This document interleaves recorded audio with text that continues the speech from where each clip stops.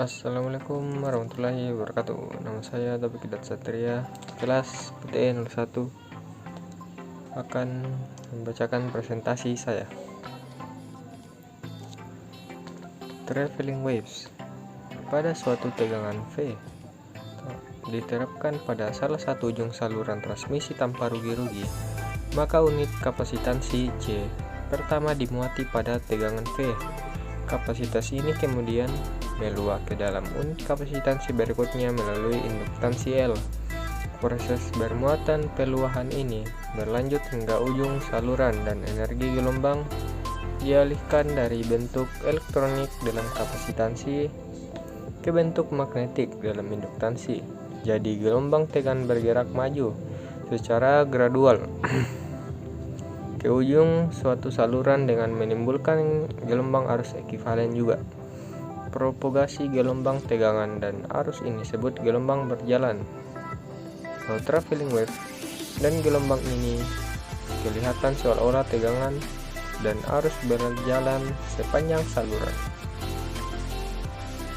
Saat gelombang yang berjalan pada suatu saluran transmisi mencapai transisi seperti suatu rangkaian terbuka, rangkaian hubung singkat, suatu sambungan dengan saluran atau kabel, belitan dan mesin-mesin lain, maka pada titik itu terjadi perubahan parameter saluran. Akibatnya, sebagian dari gelombang bergerak melewati bagian lain dari rangkaian. Pada transisi, tegangan atau arus dapat berharga 0 sampai 2 kali harga semula, tergantung pada karakteristik terminalnya. Gelombang I berjalan asal incoming wave disebut gelombang datang atau incident wave. Gelombang datang atau gelombang lainnya disebut gelombang yang dipantulkan dan ditransmisikan pada titik transmisi gelombang tersebut sesuai dengan hukum Kirchhoff dan memenuhi persamaan line diferensial. Isolation coordination. Koordinasi isolasi adalah korelasi antara isolasi alat-alat dan rangkaian dengan karakteristik alat-alat pelindungnya, sehingga isolasi terlindungi dari bahaya tegangan lebih secara ekonomis. Koordinasi isolasi dinyatakan dalam bentuk langkah-langkah yang diambil untuk menghindari kerusakan terhadap alat-alat listrik akibat overvoltage dan membatasi lompatan sehingga tidak menimbulkan kerusakan. Tujuan dari koordinasi isolasi adalah untuk melindungi peralatan penghematan dengan syarat yaitu memiliki daya isolasi yang dapat diatur dan sedemikian rupa dan kualitas pelayanan menjadi semakin baik. Karakteristik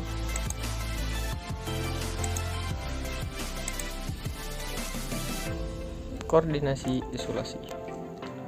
Dalam kemampuan isolasi untuk menghadapi surya hubung, dan surya petir, maka yang berperan adalah kemampuan isolasi terhadap kenaikan tegangan yang dikenakan padanya. Dalam pengoperasian normal, isolasi peralatan sistem tenaga ditentukan sesuai dengan tenaga kerja di mana peralatan itu beroperasi.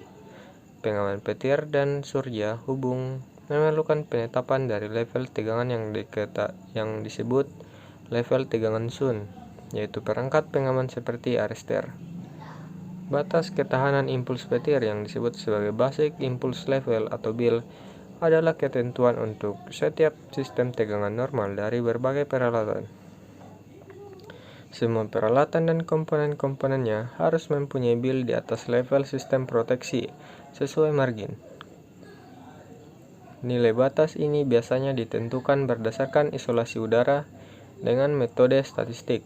Untuk peralatan yang bukan isolasi seperti trafo insulasi, batas margin ditetapkan berdasarkan metode konvensional.